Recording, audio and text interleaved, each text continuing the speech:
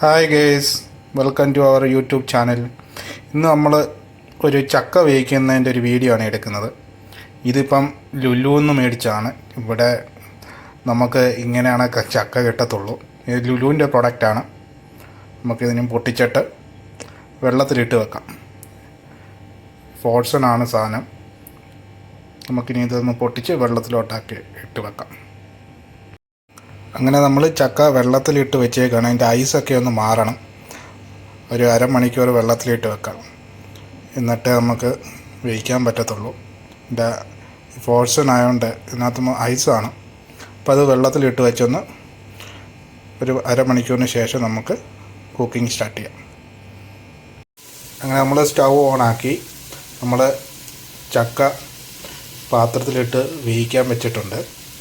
ഇത് വെള്ളം ഒഴിച്ചല്ല അത് വേവിക്കേണ്ടത്, വെള്ളം ഒഴിക്കാതെ തന്നെ വേവിക്കണം. ഒരു ഇച്ചിരി മഞ്ഞപ്പൊടിയും ഇച്ചിരി ഉപ്പും കൂടി ഇട്ട് വേണം വേവിക്കാൻ. ഒരു ഹാഫ് വേവ് ഇത് നമുക്ക് വെയിറ്റ് ചെയ്യണം. അതിന് ശേഷം നമുക്ക് ഇതിനകത്ത് അരപ്പ് ചേർക്കണം, എന്നിട്ടാണ് പിന്നെയും വേവിക്കേണ്ടത്. അപ്പോൾ ആദ്യം മഞ്ഞപ്പൊടിയും ഉപ്പും കൂടെ ചേർക്കാം.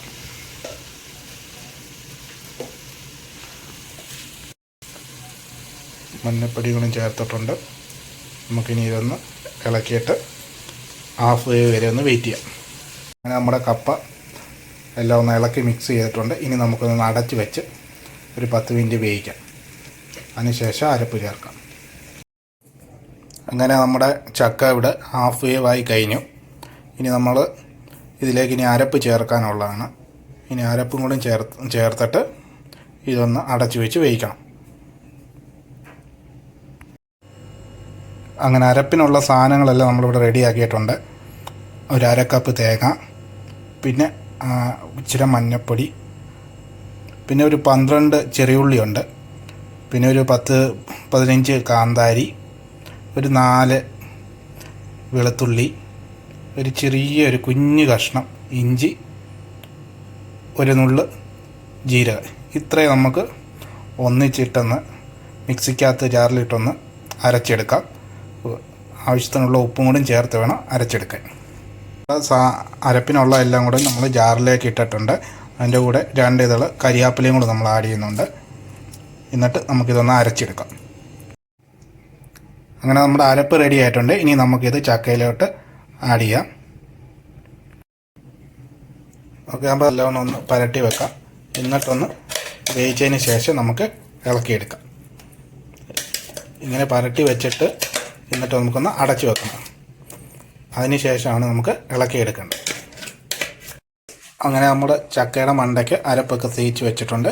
ഇനി നമുക്കിതൊരു ഒന്ന് അടച്ച് വെച്ചിട്ടൊന്ന് വേവിച്ച് ചെയ്യാം. അതിന് ശേഷം നമുക്ക് ഇളക്കിയെടുക്കാം. അങ്ങനെ നമ്മുടെ ചക്ക വേവിച്ച് റെഡി ആയിട്ടുണ്ട്. ഇനി നമുക്കിതിനൊരു പാത്രത്തിലേക്ക് മാറ്റാം. അപ്പോൾ നല്ലവണ്ണം ഇളക്കി എടുത്തിട്ടുണ്ട്. അരപ്പൊക്കെ ചേർത്ത് നല്ലവണ്ണം ഇളക്കി എടുക്കണം. എങ്കിൽ മാത്രമേ ചക്കയ്ക്ക് ആ ടേസ്റ്റ് കിട്ടത്തുള്ളൂ. അപ്പോൾ നല്ലവണ്ണം ഇളക്കി എടുത്തിട്ടുണ്ട്. ഇനി നമുക്കിതൊരു പ്ലേറ്റിലേക്ക് മാറ്റാം. അങ്ങനെ നമ്മുടെ ചക്ക വേവിച്ച് റെഡി ആയിട്ടുണ്ട്.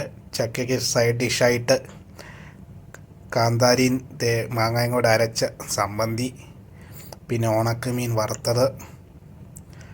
അപ്പോൾ എല്ലാവർക്കും വീഡിയോ ഇഷ്ടപ്പെട്ടെന്ന് കരുതുന്നു. ഇതുപോലെ പുതിയ പുതിയ ഐറ്റങ്ങളായിട്ട് വീണ്ടും വരുന്നതായിരിക്കും.